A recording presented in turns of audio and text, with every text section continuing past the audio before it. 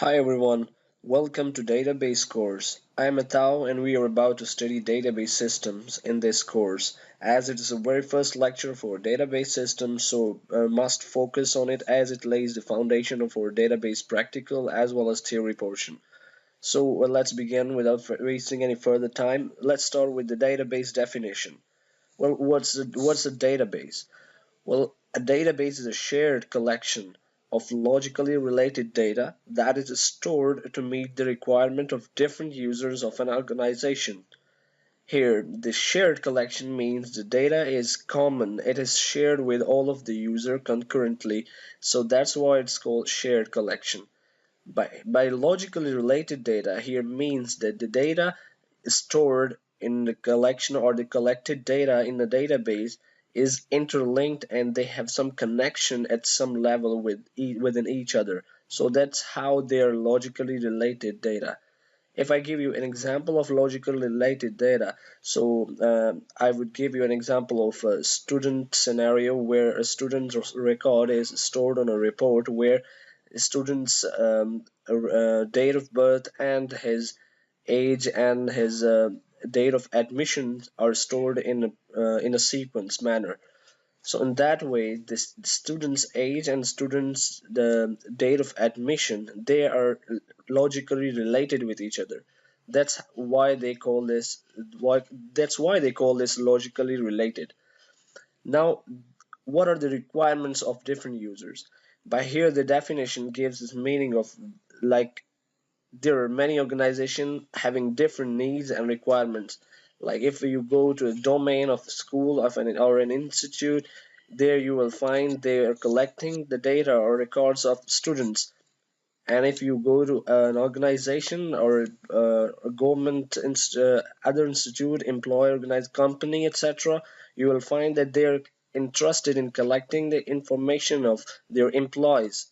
So that's why they are called requirements of different users of an organization. But before going further, let's make this clear that why do we need database systems? Well, as databases are an essential component of our life in modern society, so we need databases because we are collecting massive data from day to day. It's a concept of big data where we are gathering much more data, massive amount of data, which we cannot store in our file system or manual file system or traditional file systems. So that's why databases were needed and it developed with the passage of time. There are many examples of database systems like banking transactions, hotel or airline reservation systems, e-commerce or buying or selling online, searching for a book in library. These are all examples of database systems which use database system in their background. There are some types of database applications. The traditional database application which store textual or numeric information, multimedia databases such as which stores images, audio clips, and video streams, digital data, or we can say digital information. Then we have geographic information system (GISs), which analyzes and store maps, weather data, and satellite images. Moving towards another slide, next slide, we have the definition of data. Now, what's data? We all know that data is a collection of raw facts and figures as from its formal definition. But here we are getting more specific as data. By here, the data means the things or the information in which we are interested. So, in which we are interested, like if I'm in domain of a student or an institute or a school or a university, I'm interested in the data of student like name, telephone, like name, classroom, and date of admission, his fees, etc.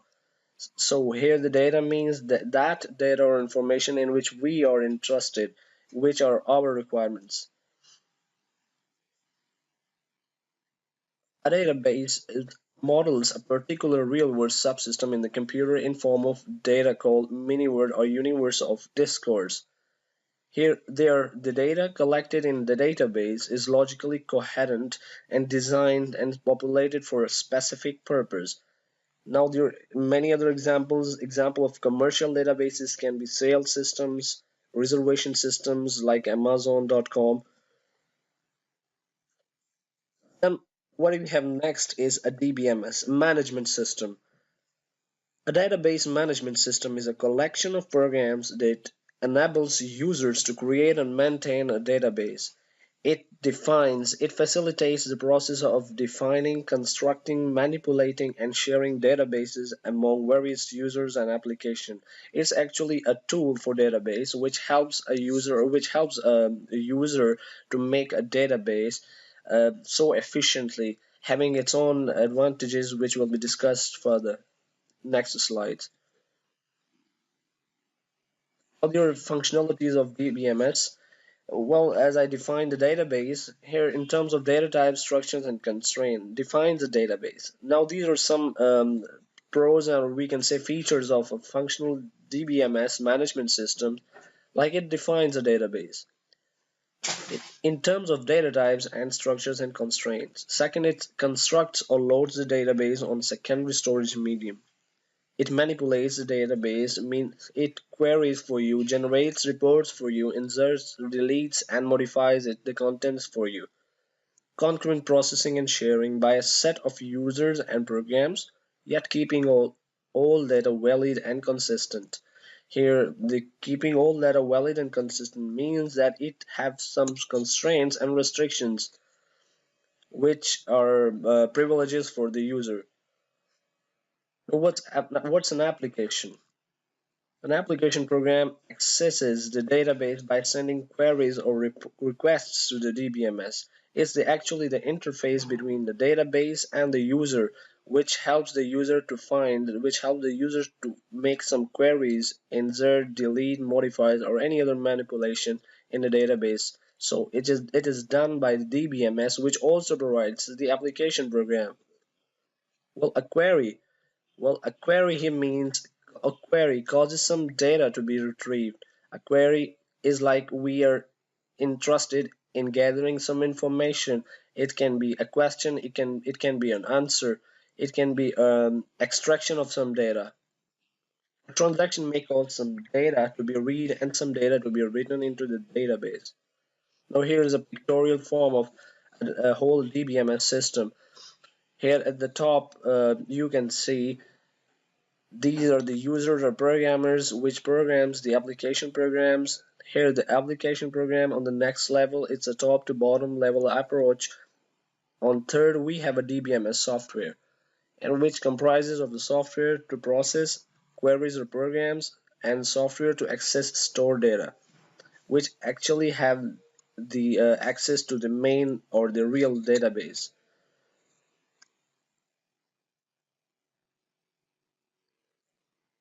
Now let's talk about the history of database. Computers were initially used for computational or engineering purposes. Then they moved to commercial application, introducing file processing system, the applications which involve data processing as basic activity rather than computation. Now, what were file processing systems? Well, FPS were a collection of programs that perform services for the end users, such as production of reports. In TFVs, systems, each user defines and implements the files needed for specific software applications. Means there were separate files for separate applications for the same users. That was the main loophole in the FPS systems, which this caused some redundancy problem. This redundancy in defining and storing data results in wasted storage space and in redundant efforts to maintain common up-to-date data. Here in this examples, you can see that there are three shapes, three forms of data that are collected by different sectors: registration system, registration application, and registration data file. Here, these three things are common, while the others on the bottom are different. While the data is collected for the same thing. Here, this picture shows us that the programs and the structures are dependent on each other. Well, in FPS, The data could be duplicated, which caused wastage of storage and vulnerable to data inconsistency. Now, what was the benefit of database approach? Well, as I mentioned in the database definition, that database is a single repository of logically related data. So a single repository maintained the data defined once and accessed by various users. You don't need to access the data from different sectors, from different parts. It was all collected at the central part.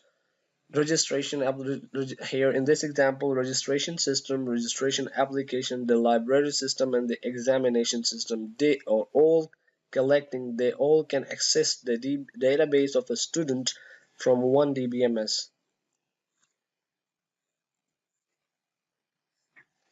Here are some characteristics of database approach. Well, the first one is the self-describing nature of database system. Well, a DBMS catalog stores the description of database.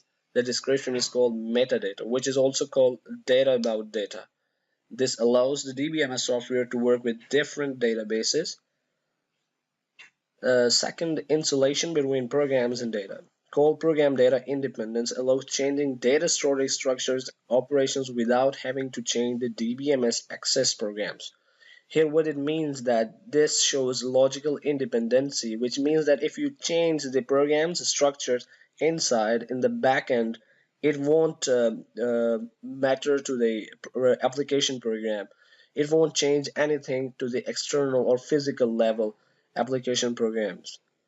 They are all independent of each other. Data extraction, it hides some details on the back end from the front end. Well, a data model is used to hide storage details and present the user with a conceptual view of the database. Well, support of multiple views of the data. Each user may see a different view of the database, which describes only the data of interest to that user.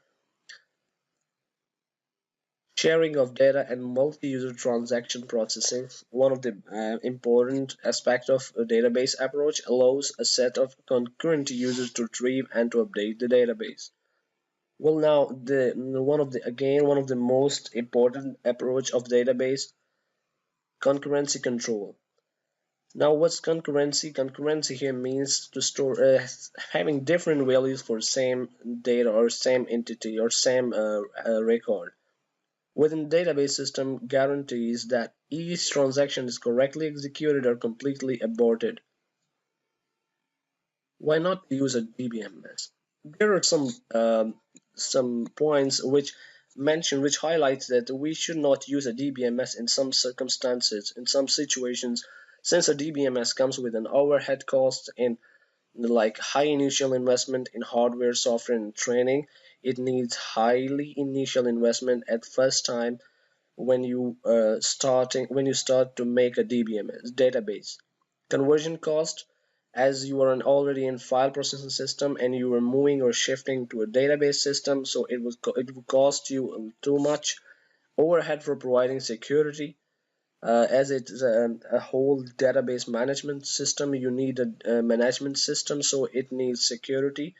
And meanwhile, concurrency control, recovery, integrity functions. Therefore, the file processing system can be a better choice when you have simple data, well-defined database applications that are not expected to change at all, real-time requirements for some application programs that may not be met because of a DBMS overhead, embedded systems with limited storage capacity such as that DBMS would not fit. No multiple users access is required. It means when you don't have multiple users in your domain, then at that moment you don't need a DBMS approach or database system. It's fine with traditional file processing system. Now, what are actors? Actors are basically the users of a database system. User may be divided into those who actually use and control the content, called the actors on the scene. Well, here are some main actors of database. The first one is DBA, Database Administrator. which actually authorizes accesses to database, coordinates, monitors its use, and acquires software and hardware resources as needed. Well, the DBA is accountable for problems such as security breaches, poor system response times. Second main actor of a database system is database designers. These are the people who are responsible for identifying the data to be stored in database and for choosing appropriate structures to represent and store this data. Well, these tasks are performed before the actual implementation of database. As I mentioned, these are the people responsible for identifying the data which is in interest of the organization. Third main actor is the end users. These are the people who are sitting at the front of computer in the end. These are the people whose job requires access to the database for querying, updating, and generating reports. The database primarily exists for this use. System analysts and application programmers, or software engineers or developers, they are the top level actors of a database system. These are the first actors because they do analysis on the data requirement. They are system analysts which determine the requirement of the end users, and according to the end user they do proceedings for the database system, while application programmers implement these specifications as programs. Then they test, debug, document, and maintain the system files. Well, here in this example you can see that the database administrator is the only actor who has the access to the application program as well as to the database. So that's why it's considered one of the most important actor of the database system. Well, there are some advantages of the DBMS approach or database systems. First one is the redundancy. Well, redundancy is to store the same data in different files for no need. Means multiple copies of the same data. Redundancy causes TFPs to waste storage space, to require duplication of effort for multiple updates, wastage time, and time perhaps show inconsistent data. Well, inconsistency, there was a main issue of TFPs is to show different values for the same data. As I mentioned in early slides, the same data items in different places. Restricting unauthorized access. A DBMS provides a security and an authorization subsystem which the DBA uses to create accounts and to specify account restrictions. Then the DBMS enforces these restrictions automatically. Provide storage structures and search techniques for efficient query processing, as DBMS is an efficient way for querying and manipulation of database, so it provides efficient query techniques such as indexing. Provides backup and recovery systems. The backup and recovery subsystem of the DBMS allows to take backups, data copies of the database, and to recover to a choose backup copy in the case of hardware or software failure. Enforcing integrity constraints. A DBMS provides capabilities for defining and enforcing integrity constraints such as referential integrity, uniqueness, or business rules. Examples could be when lending a book to a student, student ID must exist in student's table.